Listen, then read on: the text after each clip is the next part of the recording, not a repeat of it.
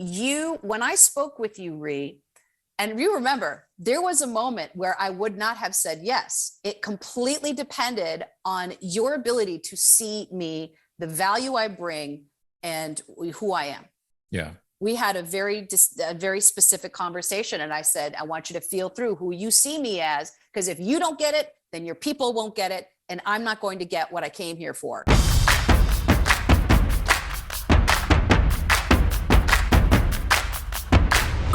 All right. Hey, everyone. Ree Perez here, CEO and founder of Branding for the People. And I am again excited to share with you a very special guest, a private client, and also now becoming a really dear friend of mine, Maura Barclay. What I'm inviting you to listen is like her journey in the branding process. And maybe you can learn something new for yourself about what's available when you actually go through a really in-depth, immersive branding process. So Maura, welcome. Hi. Hi, Ree. Thank you so much for letting me break this down with you. I'm excited. Yeah, I'm excited too. And I'm excited for people to get to know who you are and what you're up to, because you're doing some amazing stuff. And for those who aren't quite familiar with you, why don't you just give the short version of who you are and what you do? So I have a very diverse background. I always say my resume looks like a flea market. I started in civil service as a firefighter, and then I went on to work in film and television, and then came into a deeper desire to want to help solve problems and suffering. So I became a women's empowerment evangelist with my company, Unbreakable Woman. But actually, I don't really, evangelist is probably with a small e.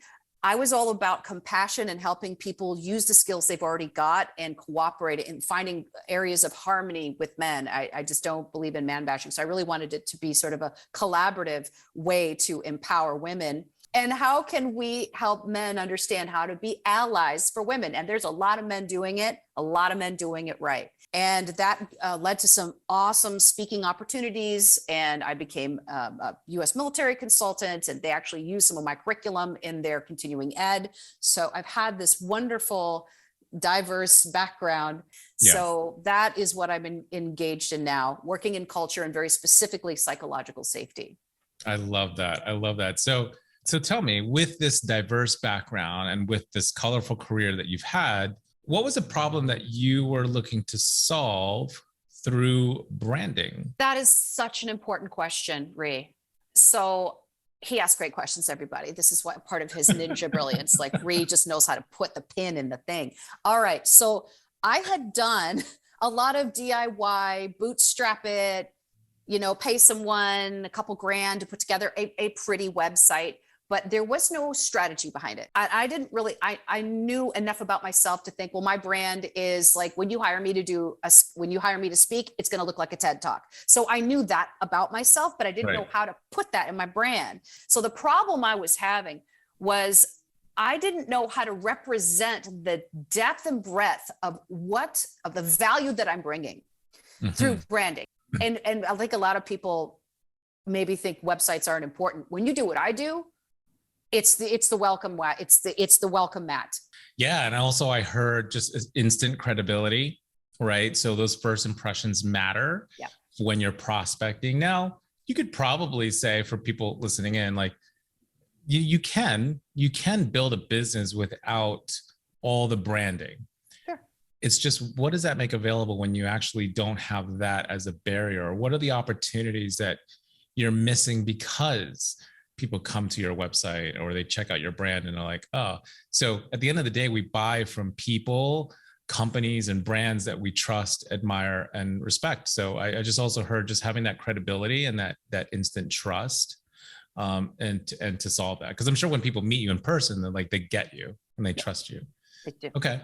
There's a lot of resources, a lot of agencies, a lot of people that you could have DIY'd it again. But what was ultimately the reason you ended up hiring me, Branding for the People? What had you say yes? It was a decision of the heart. I believe that the mind is for solving problems and the gut is for making big decisions. When I met you, and it was the biggest investment I've ever made in my business. I recall, yeah. Yes. And I did not have a significant revenue stream at the time that I made that decision. And the reason that I made what some might call a very high-risk decision. It didn't feel like it to me.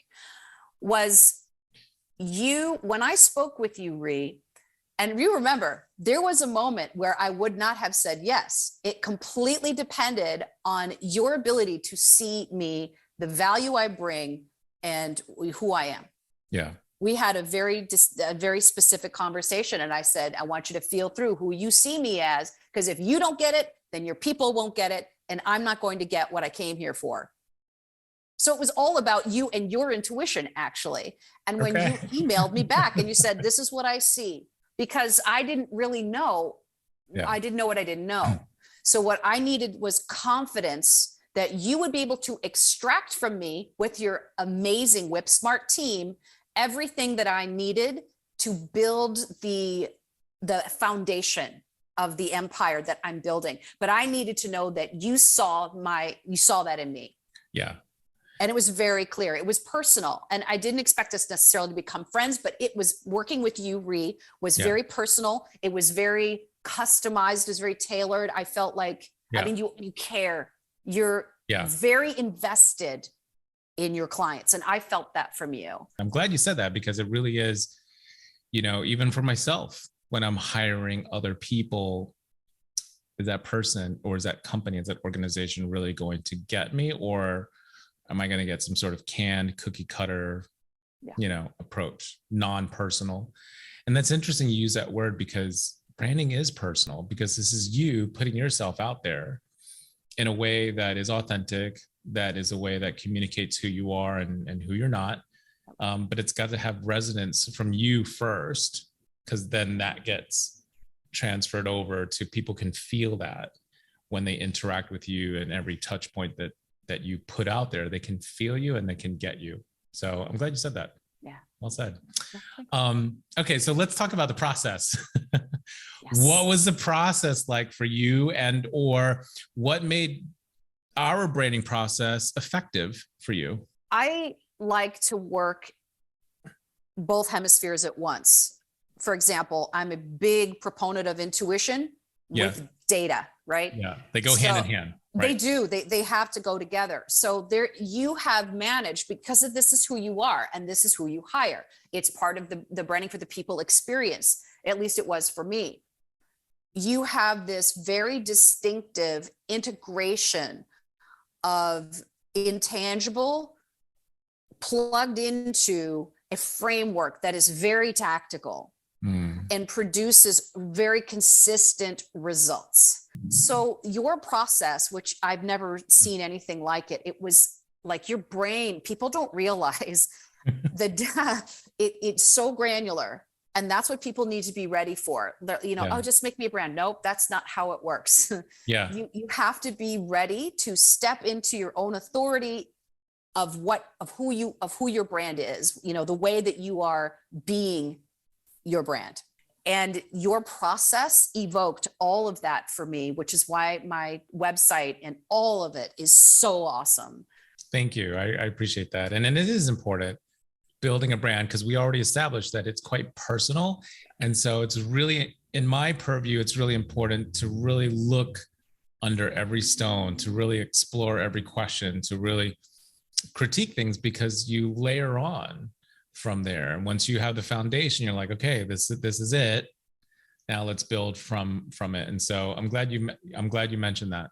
What are some of the tangible or intangible benefits that you've been able to experience since rebranding? I have iterated many, many times. So people are accustomed to me going, this, right? Yes. I'm accustomed to this. I keep waiting to find the thing. And I think I've got it. And then something appears. I'm like, this opportunity is not big enough for who I am. And I finally found something big enough to contain this, because culture is huge and it takes everything. Yes. I'd say the very first thing that happened is when I saw that site, even when I saw, like, when you put together the mock-ups or whatever, like when the wire, everything was starting to come together, it felt like me. It felt like, oh my gosh, this is the thing I've always meant to do. And this is exactly how I see it. I would say the intangible is when I send someone to my site, I feel like I'm sending them to a mansion. Go take a tour. I have this confidence when I send someone to my site. I know that it's just like, they'll get it. And I also know that if they are not my people, they will not get it. And it weeds out for me because I took a stance, because I made my choices. I did not namby-pamby around. I was like, this is me, that's not me. So it's like people aren't going there for content necessarily. They're going there for reassurance that I can deliver what I'm promising. And that continuity and that consistency creates trust. Yes. That is an intangible. And like, I just put together a podcast, and the amount of time that I spent on the art was this, because I already know what I'm doing. I have a one sheet for this. And then I just rebrand, and now I have a podcast.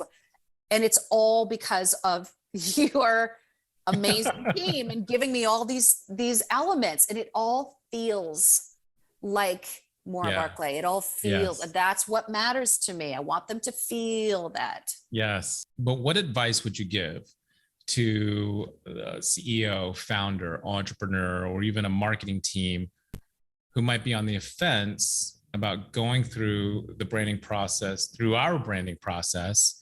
What advice would you give them? I would ask those people, when you sneeze, do you grab a Kleenex? When you need to dry out your ears, do you use Q-tips? When you make a copy, are you making a Xerox? Those are brand names. They are synonymous with the object. Branding is everything. So there you have it. Maura Barclay, it's a pleasure to spend some time. Thank you for sharing your experience. And I look forward to all the future success that's coming your way. I know you're just getting started. So Indeed. Cheers to you. See you soon. Thanks, Reed. Thank you.